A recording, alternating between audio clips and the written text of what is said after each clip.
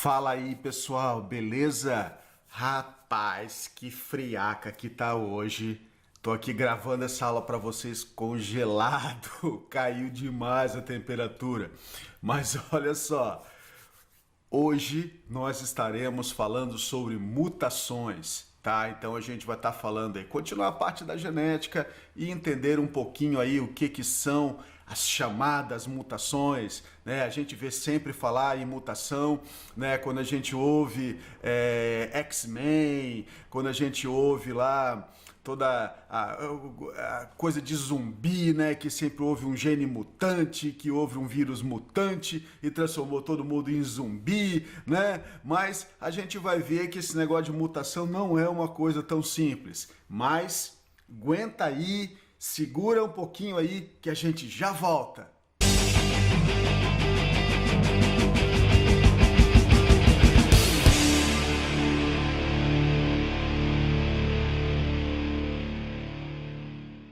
Beleza, gente? Então tá, vamos falar um pouquinho sobre mutações. O que são as mutações? Tá? Elas são alterações que vão acontecer no material genético, tá?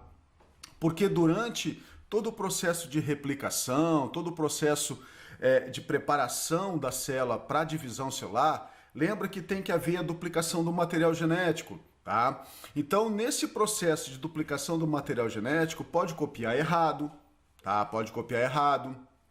Na hora de fazer a separação dos cromossomos, pode separar errado, tá? Então, quer dizer, nos processos de recombinação, nos processos de segregação ali do material genético, podem acontecer erros. E esses erros, nós vamos considerar ele em dois locais diferentes. Quando o erro acontecer no gene, tá? No gene, numa sequência de material genético, nós vamos chamar isso de mutações gênicas, é claro, tá? Mas essas modificações aí, uma das coisas que eu preciso que você entenda é o seguinte: para a mutação, tá, passar adiante, passar para uma nova geração, ela precisa ir, né, para a próxima geração, então via gameta. Então, uma mutação que acontece, por exemplo, em virtude, sei lá, de radiação, de qualquer coisa que aconteceu de erro, por exemplo, em você, aconteceu uma mutação, modificou um material genético aí e de repente mudou a tonalidade aí da sua pele numa determinada área por uma mutação, sei lá, tô falando aqui uma coisa bem genérica. Se essa mutação não atingir os teus gametas, tá?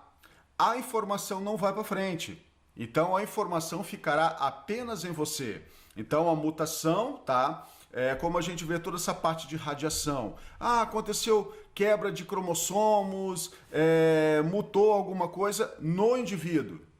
Tá? Então o indivíduo vai sofrer provavelmente com aquele processo ali. Mas se a mutação não atingiu os gametas, né, o espermatozoide, o óvulo, essa mutação não vai para frente.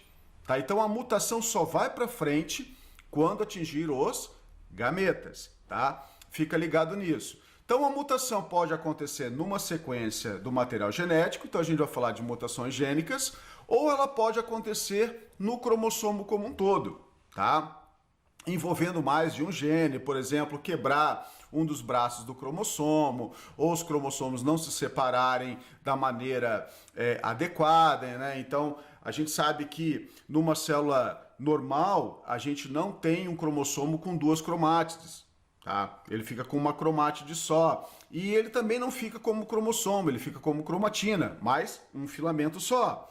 Caso ele fique com dois filamentos, isso é considerado dois cromossomos, tá? Então isso vai ser considerado como dois cromossomos e esses dois cromossomos darão problema no indivíduo, tá? Que recebeu essa informação aí. Então a gente vai chamar isso de mutações cromossômicas. Então elas podem ser mutações que vão mexer na estrutura do cromossomo como um todo, quebrou pedaço, translocou pedaço, inverteu pedaço ali dos braços, ou mutações numéricas, tá? Que a gente vai considerar aí, o indivíduo é para ter 46 cromossomos e de repente tem 47, tem 45. Então a gente considera uma mutação cromossômica do tipo numérica, ok? Outra coisa interessante que a gente vai ter, essas mutações, elas podem ser espontâneas ou induzidas. Tá? Uma espontânea é aquela que acontece ao acaso, não tem nenhum agente, tá, que provoque esse processo, né, de quebra, de translocação, seja lá o que for na mutação. Agora, ela pode ser induzida.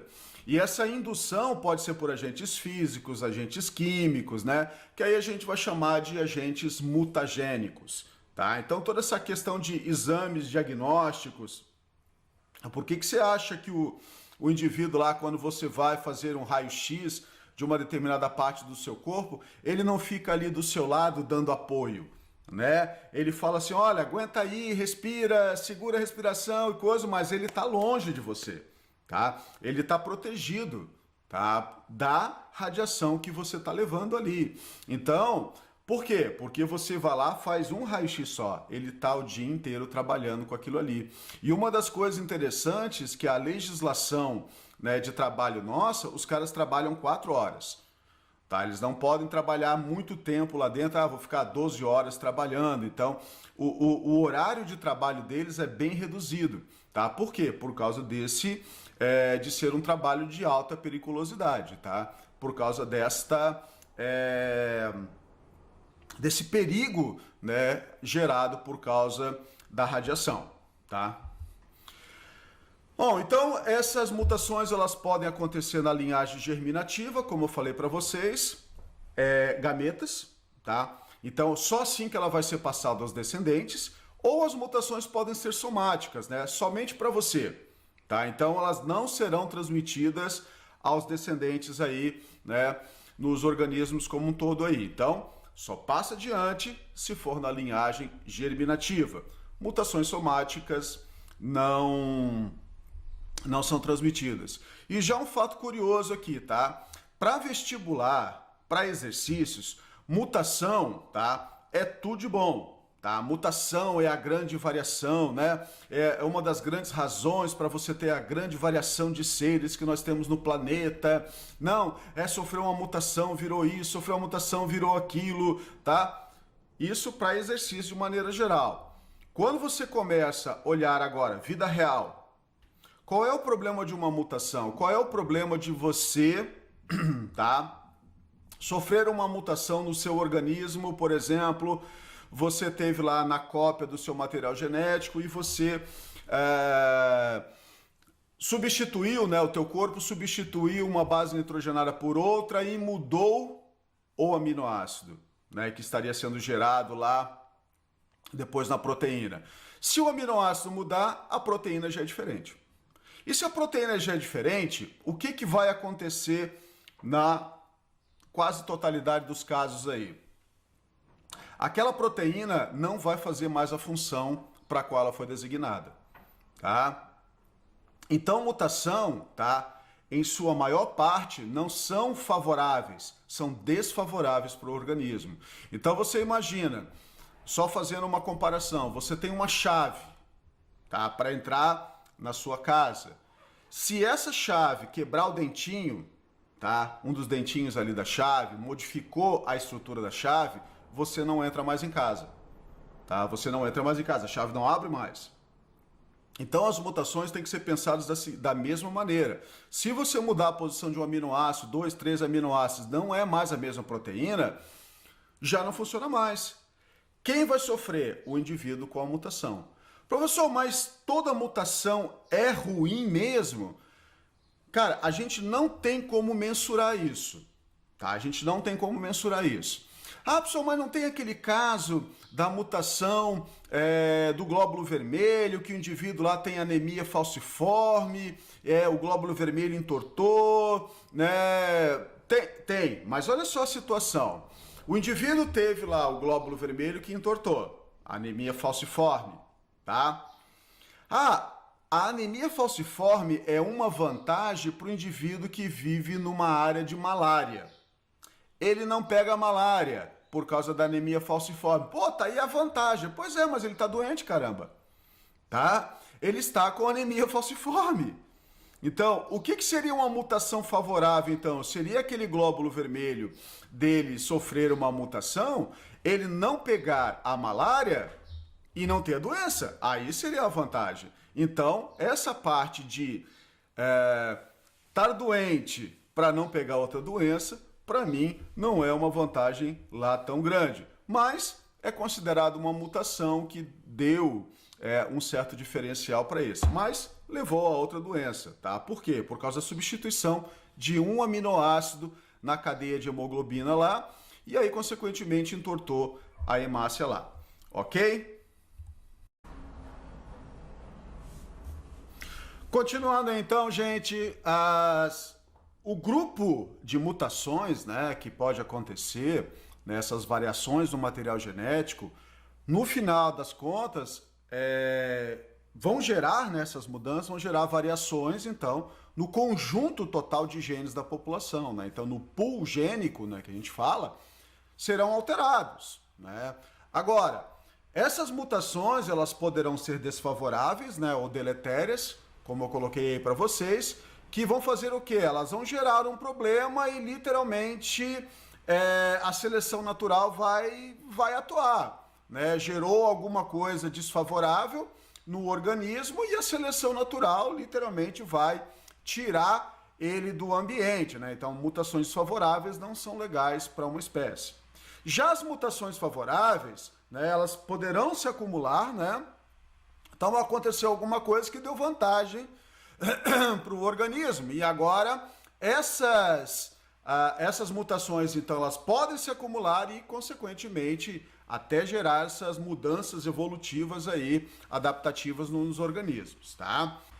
As mutações neutras já são mutações que os efeitos não vão influenciar, tá, a aptidão dos indivíduos. Então, aconteceu uma mutação no material genético, legal, talvez tenha formado uma proteína diferente, não sei o que aconteceu, mas não modificou em nada o organismo como um todo. Ele está produzindo uma proteína diferente, está produzindo talvez uma pigmentação diferente, mas não influenciou aí no organismo como um todo. As mutações silenciosas, tá? Não confunda com as neutras, já são aquelas mudanças que podem acontecer no sequenciamento das trincas, né, dos códons. Ó, vou botar aqui para você ver, ó. A metionina, tá? Ela é ATG, você vê aqui, ó, ATG normal, legal, metionina é metionina. Agora, olha só o que uma mutação neutra, uma silenciosa faz. Você tem aqui, ó, GAA, tá? GAA é um códon aqui que determinaria a presença da glutamina, tá? Numa determinada posição na proteína. Só que a mutação aconteceu aqui, ó, substituiu a adenina por uma guanina. Porém, o aminoácido permanece o mesmo. Tá percebendo? A mutação silenciosa, ela não vai alterar a sequência de aminoácidos. Portanto, o aminoácido vai continuar o mesmo, tá? O aminoácido vai continuar o mesmo, a proteína vai continuar a mesma. Então, essas mutações chamadas silenciosas não mexeram, não alteraram o aminoácido que vai ser colocado numa determinada proteína. Então, são chamadas de mutações silenciosas. Se você olhar as tabelinhas, né, que mostram os códons e a questão dos aminoácidos associados a essas trincas, né, esses códons, você vai perceber que tem aminoácido codificado por 6, que pode ser codificado por até 6 sequências diferentes, mas o aminoácido sempre será o mesmo. Por isso que a gente fala o código genético degenerado. É isso daí, tá? É isso daí. Então essas mutações vão se acumular, poderão se acumular, e aí, lá na frente, que a gente vai ver a diferença que eles fizeram.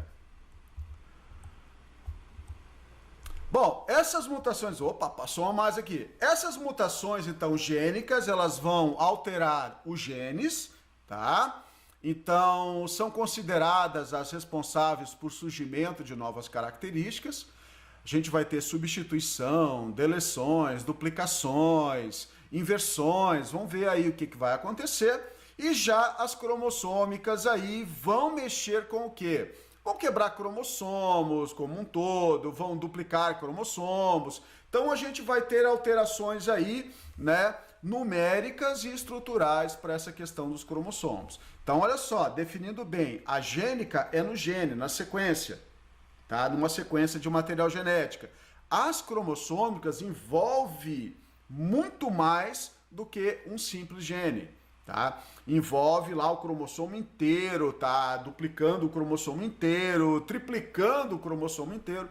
Então, vai depender de cada uma das mutações que a gente vai trabalhar, tá? Então, ó, numéricas quando acontecem, tá, com o cromossomo inteiro, faltando, sobrando cromossomo, e a estrutural quando, né, vai modificar aí o gene como um todo ou até segmentos de cromossomos aí.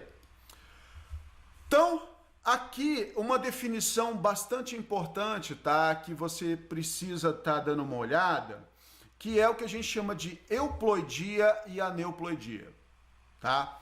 O que é uma euploidia? A euploidia, tá, essas variações numéricas aí, vão envolver um conjunto completo de cromossomos, tá? Então, nós somos 2N cromossomos, 2N cromossomos.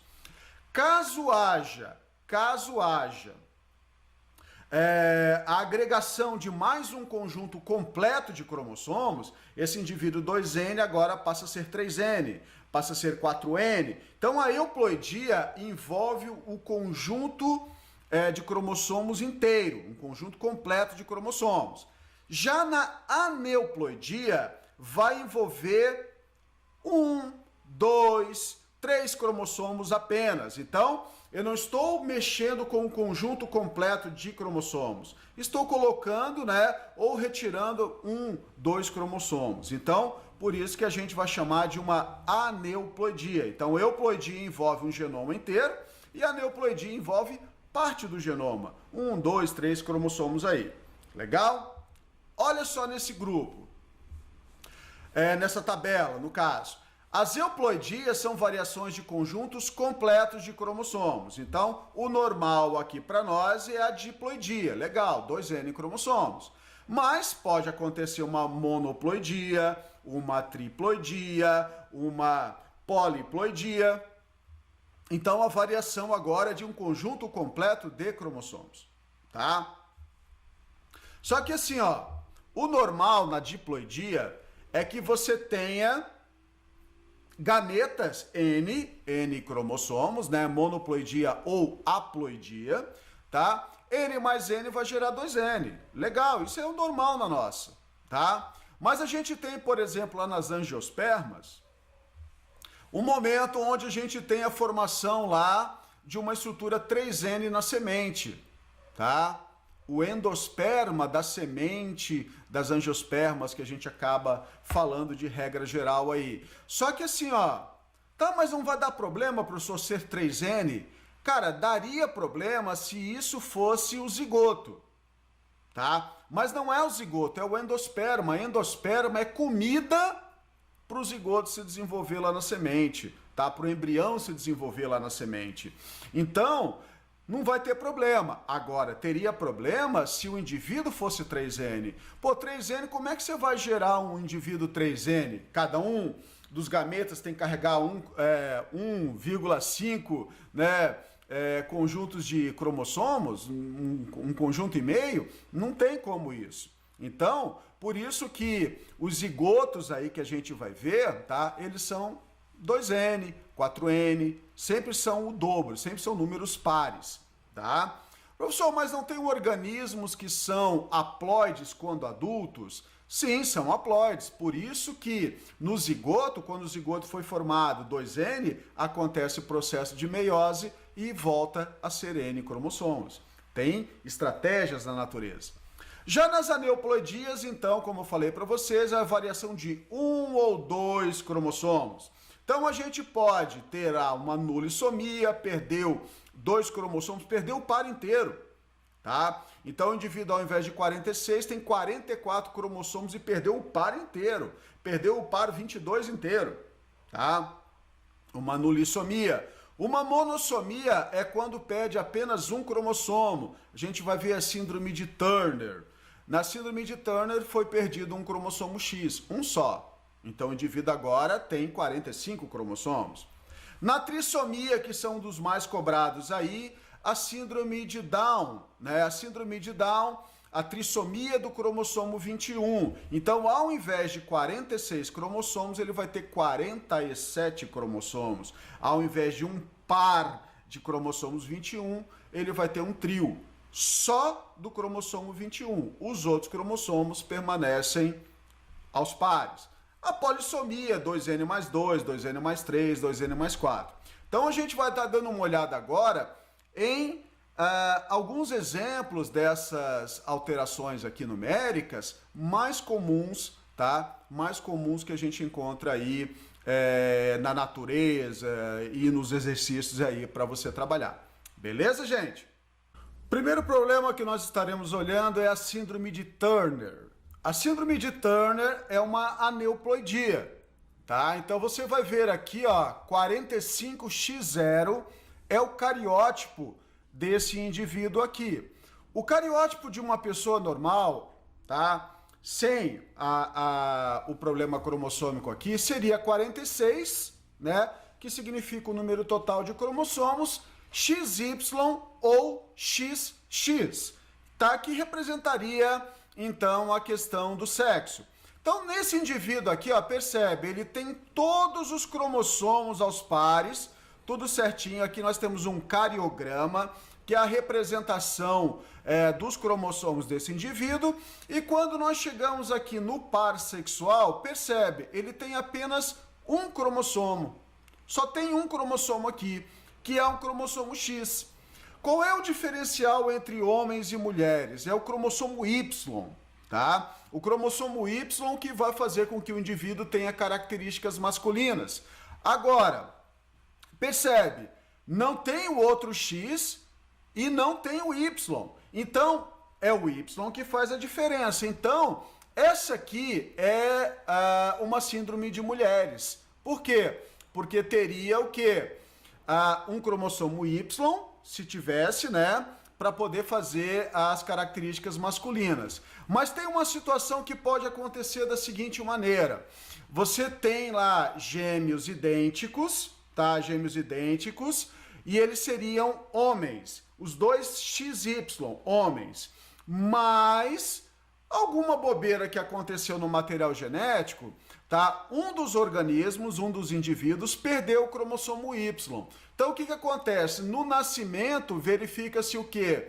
Que era um conjunto de gêmeos idênticos, só que nasceu um menino e uma menina. Só que essa menina tem a síndrome de Turner, tá? Por que ela é menina? Porque simplesmente o Y não apareceu, né, no conjunto cromossômico dessa menina, que era para ter sido um menino, mas pela perda do cromossomo Y ficou um organismo, né, um indivíduo de sexo feminino, porém com síndrome de Turner, que vai apresentar ovários atrofiados, deficiência hormonal, esterilidade, as mamas pequenas, vulva infantil, estatura baixa, problemas cardíacos, tá? E ela não vai ter a tal da cromatina sexual, tá?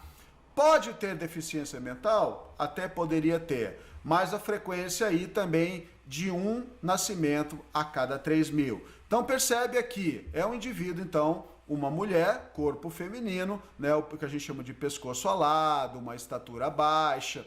Então, uma mulher com síndrome de Turner, tá? A síndrome de Klinefelter já é uma síndrome de homens. Por que de homens? Olha lá o cromossomo Y que eu falei para vocês. Tá? Se o cromossomo Y estiver presente, as características sexuais serão masculinas. Porém, esse indivíduo aqui, ó, é um indivíduo com 47 cromossomos. Tá? Ele não tem 46, ele tem um a mais. E esse um a mais é um cromossomo X. Então, apesar da mulher ter 2 cromossomos X, um só trabalhar, o outro ficar inativo, mas é preciso os 2. No homem, nós temos um cromossomo X só, eu sou XY, e o meu cromossomo X trabalha. Porém, agora nós temos um indivíduo com 2 cromossomos X. Um vai permanecer inativo, sim, mas a presença dele vai dar problema, tá? Vai dar problema. Então percebe, é um indivíduo com 2 cromossomos X e um Y, tá? Testículos pequenos, esterilidade, infantilismo de órgãos sexuais, mamas desenvolvidas, que nós chamamos de ginecomastia, e pode ter um quadro de deficiência mental, variável. E esse homem, tá, vai ter o corpúsculo de Barr. Normalmente o homem não tem, tá? Lembra, o corpúsculo de Barr ou cromatina sexual era o segundo cromossomo X inativo, que nesse homem agora está presente e no homem que não tem a síndrome não estaria presente. A frequência, 1 a cada 700, 800 nascimentos. Então percebe, no cariograma aqui, todos os cromossomos, tá? Numa quantidade certinha, porém, os cromossomos sexuais estão em número de 3, não em número de 2. Então tá aí, né, a fotinho do indivíduo com a síndrome de Klinefelter, ó, ginecomastia, toda a parte de genitália infantilizada, né? Então, pouco desenvolvida. A síndrome de Down. Professor, por que geralmente a gente trabalha sempre as mesmas síndromes, né? A síndrome de Turner, a síndrome de Klinefelter e a síndrome de Down. Não tem outras? É claro que tem outras. É que nós trabalhamos as síndromes de indivíduos que chegam à idade adulta, tá? Chegam à idade adulta, porque muitas trissomias ou monossomias que acontecem, às vezes, quando nasce, não passa de 1 ano de vida, tá? Quando nasce. Tá? Quando não acontecem abortos espontâneos, tá? Então muita coisa pode acontecer, tá? Mas a gente acaba trabalhando essas 3 primeiras síndromes aqui com mais intensidade, tá? Porque são os que chegam à idade adulta, tá? Então a síndrome de Down, olha só, 47 cromossomos no total, pode ser um menino ou pode ser uma menina, tá? Porém, o que ele tem a mais? Olha aqui, ó, é o cromossomo 21. Tá lá, ó, cromossomo 21 triplicado, tá? Então a gente vai ter nesse indivíduo a parte sexual funcionante, tá? Ele vai ser funcionante, vai ter produção de gametas, tudo normal. Porém, é claro que um dos gametas vai ter um cromossomo a mais, tá? Diferentemente da síndrome de Turner e a síndrome de Klinefelter, o problema deles está onde? Nos cromossomos sexuais. Por isso que envolve, nas características gerais, a parte sexual, tá? A diferenciação sexual. E, consequentemente, nós vamos ter um problema da esterilidade, ok?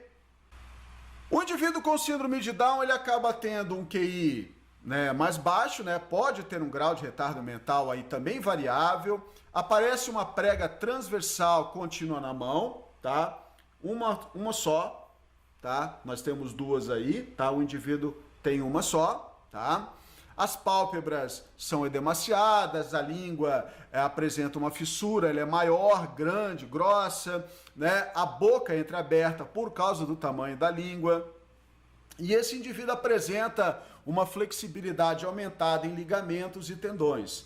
Porém, apresentam complicações cardíacas que podem ser graves, tá? Por esse motivo que a gente não vê indivíduos com síndrome de Down, tá? Mais idosos, mais velhos, tá? Porque dependendo da situação, eles acabam falecendo até os seus 30 anos de idade ali. Então, apesar de hoje nós termos um cuidado maior com esses indivíduos, tá? Mas o problema cardíaco acaba limitando a vida desses indivíduos. Então a gente tem uma frequência aí, 1 a cada 650 mil nascimentos, isso até a faixa aí dos 35 anos de idade. Depois a frequência aumenta, tá? Então a gente vai ter 1 para cada 400, 500, de 1, né, a 200, 400 nascimentos aí. Então a frequência aumenta bastante, tá? Tá aí o indivíduo, ó, a prega palmar que eu falei para vocês, ó, uma única prega palmar, né, as pálpebras edemaciadas. Então a gente tem uma variação bastante grande entre um indivíduo e outro, tá? A síndrome do supermacho, tá? A síndrome do supermacho, uma frequência de 1 para 1000, já não é uma síndrome muito perguntada, tá? Mas o que eu quero que você observe, tem as características aqui para depois você dar uma lida legal, tá? Mas eu quero que você observe aqui, ó, é um indivíduo com 47 cromossomos. E aqui, ó, tá aqui os 2 cromossomos Y a mais. Aqui já é um cariograma de verdade, tá? O que a gente acaba fazendo, todo esse mapeamento dos cromossomos aqui, tá? Então, esse indivíduo, tá mostrando para nós aqui, então, a presença de um cromossomo a mais. Então, é uma frequência até relativamente alta, tá? A síndrome do supermacho. A síndrome da superfêmea, né? Se tem supermacho, tem que ter superfêmea, tá? Então você vai perceber aqui também as suas características para você estar lendo depois aí com cuidado, né, com carinho aí, e a frequência de 1 a cada 700 nascimentos, tá? Percebe aqui, ó, claro que ela não tem cromossomo Y porque é uma mulher. Agora, 3 cromossomos X. Então se tem 3 cromossomos X, quantos corpúsculo de Barr ela vai ter? 2. Tá? O normal de uma mulher é ter um corpúsculo de Barr ou uma cromatina sexual. Nesse caso, nós teremos uma mulher com 2 cromatinas sexuais, ok? Tanto o supermacho como a superfêmea chegam à idade adulta, ok? Agora, esses indivíduos aqui, ó, como a trissomia do 18, tá? Nós temos aqui, então, um indivíduo 47XX ou XY, pode ser um homem ou uma mulher, porém, tem o 18 a mais. Então percebe aqui, ó, todos os cromossomos aos pares, tá aqui, ó, é um menino, tá? Tem um X e um Y aqui, porém o cromossomo 18 está triplicado. Então na síndrome de Edwards, tá? O indivíduo nasce com muitos problemas, tá? Então geralmente eles acabam falecendo antes dos 6 meses de vida, tá?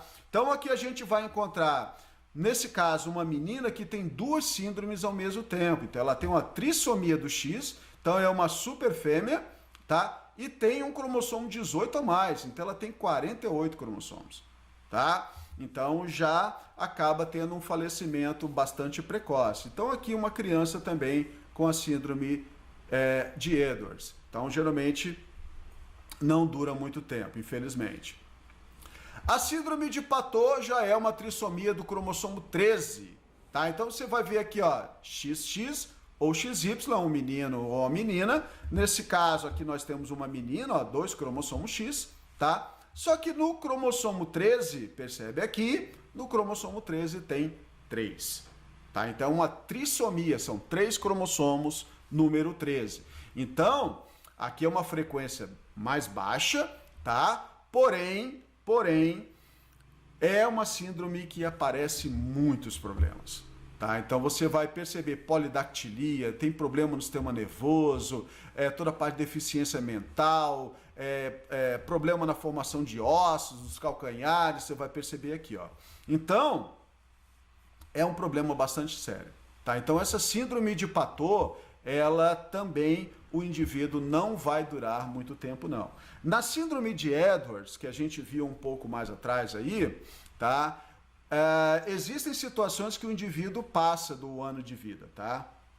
Eu estava lendo aí algumas coisas de crianças que chegaram ali até os seus 10, 11 anos de idade, tá? Mas falecem, acabam falecendo depois. Mas a síndrome de Patot é uma síndrome bastante grave, tá? Também para o desenvolvimento dessa criança. A polissomia, né? Então, quer dizer, dependendo das situações, você vê aqui, ó, tudo isso aqui é Klinefelter, tá vendo? Tá tendo 2, 3, 4 cromossomos a mais. Então, teve aqui, olha só, um indivíduo com 48 cromossomos, é um Klinefelter, por quê? Porque tá mexendo com a parte sexual, tá vendo aqui, ó?